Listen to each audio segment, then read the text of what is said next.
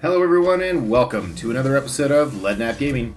Today we're going to take a dive into the PTU and look at where 3.10 is today. Systems activated. Systems on. So 3.10, originally 4.0, has essentially been a giant dumpster fire. If you've paid any attention to YouTube, Spectrum, Reddit, and so on. The reviews have been rough. Even last week, CIG said they couldn't find a release candidate for this patch that they liked. It's been in PTU for forever, it's already way late in the development schedule, and I came into this fully expecting to have to say, ready to rage train it up. What I found, however, surprised me. 3.10 is actually pretty good. Now, in getting started here, and I don't usually run through all this, but this was my second playthrough. Same game session. But last night, even though I've been part of Wave 1 PTU, I never got around to actually getting into the verse, in part because it crashed the first two times I tried to get in back in Wave 1. But now that it's in the open wave thing and we're a lot closer to the release, I decided to jump in.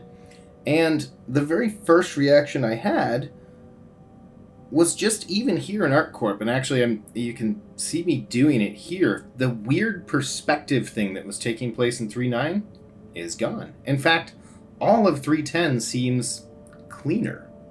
Not cleaner as in a hygiene or, there's not litter in places, but just the game seems cleaner. And I can't quite put my finger on it. I do know the perspective thing is gone, but I was pretty impressed. Now, that's not to say 3.10 doesn't have a lot of problems. In fact, you can clearly see the wrench that's sitting in the screen here. And I'll once again make the point, this is the second time. So the very first time I came in, I had these observations, but I was still expecting dumpster fire. I loaded up my Reliant core and went to go take off, and from the moment I left the ground, even though I'd locked my attitude with right shift, the autopilot still kind of took me. The nose was climbing up because I knew there was a new flight model, and kept just taking me up and up and up and up and up, and then slammed me into the no-fly zone. I couldn't see the skyway ladder of hell, and the autopilot kept holding on to me, and then sure enough, I blew up. So then I respawned, and instead of rage quitting, I said, okay, I'm going to give this a try, and I'm going to record a video about this.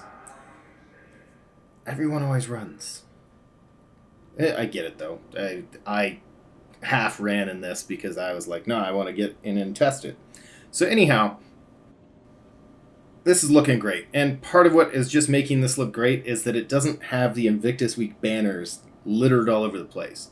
The place looked amazing for Invictus Week. But that was months ago, and they're still up in 3.9.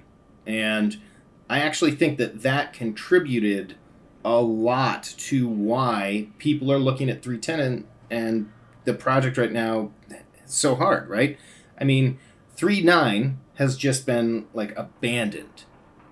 The Invictus Week stuff is still up even though it's over. It just seems like CIG fell asleep at the wheel and didn't care anymore, right? Like, the patina was off, and the salty people that like to leave comments on these videos are certainly going to enjoy believing that, the dream is dead.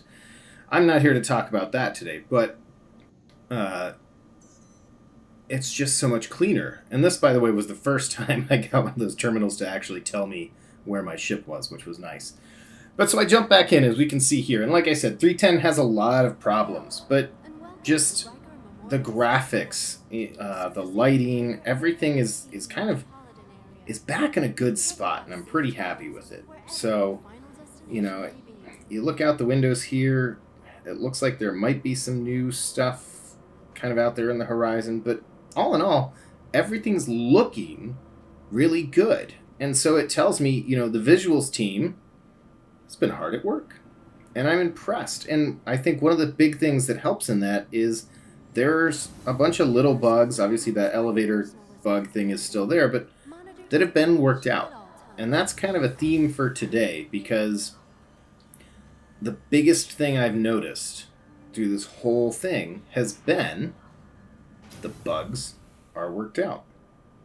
So like I said, really wanted to get into this whole ladder approach thing and figure that out and figure out the flight model, because if you can't fly in Star Citizen, well, Star Citizen's dead. There's just not, if you spawn in at Area 18, there's just not enough to do here. Same's true for Microtech's got a little more, I guess, but, is what it is. So, I also question why you need a PTOT on a spaceship, but okay.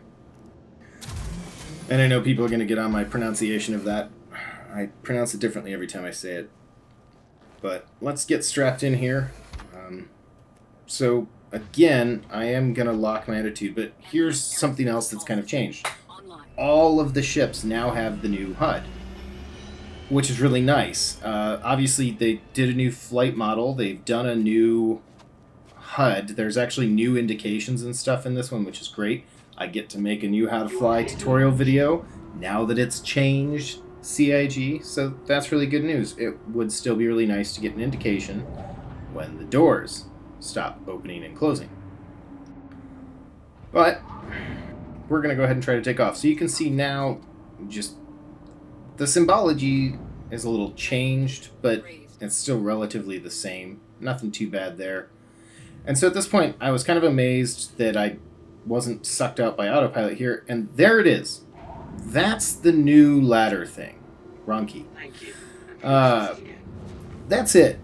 And that's all it is. I thought it would take you all the way to the hangar, and that it would be pretty bad. So this is my first going through one, and this is pretty clean. I mean, especially in a ship like this, I could whip through that thing if I tried.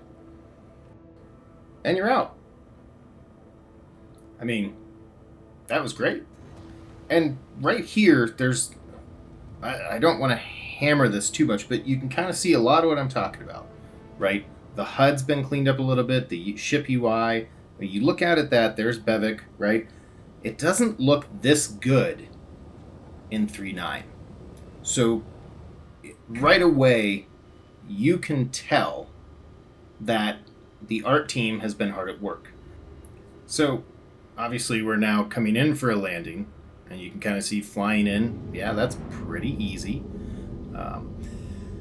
But the art team's been hard at work. There's a lot of bugs that we accept in the day-to-day of playing Star Citizen that are just kind of gone. And I know you didn't see it here, but when you approach the refresh button on the comms UI page, it's gone. It now actually just updates, which is so nice.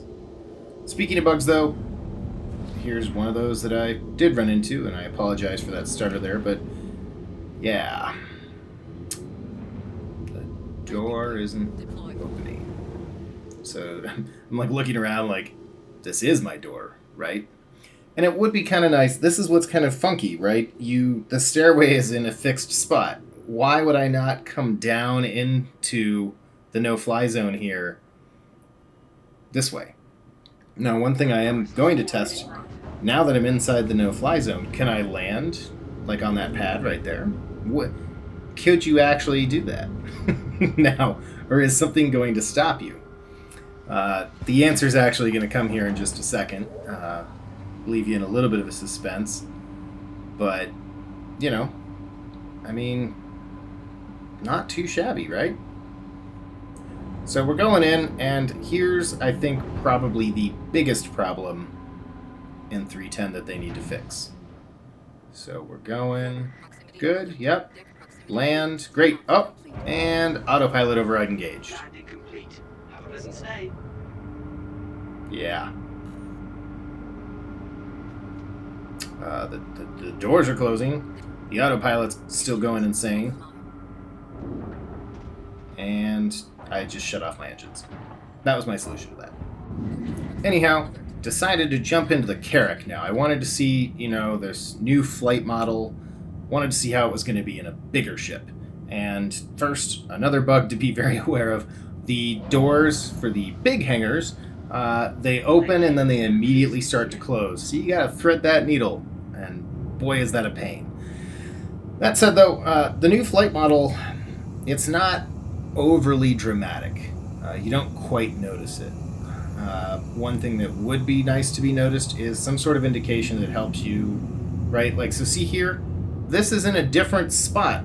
It's not a fixed location over Riker, where your entrance and exit is, but it's just kind of randomly thrown in. One, that's not how patterns work. But yeah, this is a little more sketch in a Carrick or something big, right? The curve, just the way the ships respond, a little terrifying there, but made it out just fine. So with that said, I don't want to waste everyone's time with this. I'll leave stuff for you guys to discover in 310 yourselves, or maybe you're already in the PTU. Wanted to kind of throw some of my initial stuff in. Like I said, the good news, CAG's gone in. You can see here, for example, they've added a little more stuff to like the tables, give it a little more feel. The Carrick, even when it's shut down, has really loud engine noises. So, you know, these effects, obviously they're still tweaking them in places. But overall, very impressed. Some changes, though, were changes for the sake of change, or just, like, the marketing team was told they got to be involved in some UI creation. Because, for example, here, when you're looking at selecting different items, right, why is the brand name logo so big? I've shown you the UI I don't like. I'm really excited because the new cockpit UI means I can do a new flight model, new how to fly tutorial. A lot of people have been asking for that, but since, 3.6, it hasn't actually changed. There was no reason to remake that tutorial because it's a lot of work. So, my favorite feature is this.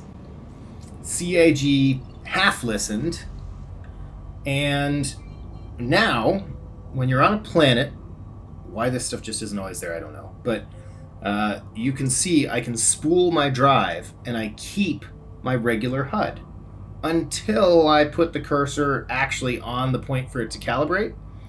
But as long as you keep it slightly off and fly slightly off course, you can now guide yourself to known points on the map, which is so needed. So needed. That's my new favorite feature right now. That's that. So, you know, hangar doors that don't open or close too fast, an autopilot that's super jinky.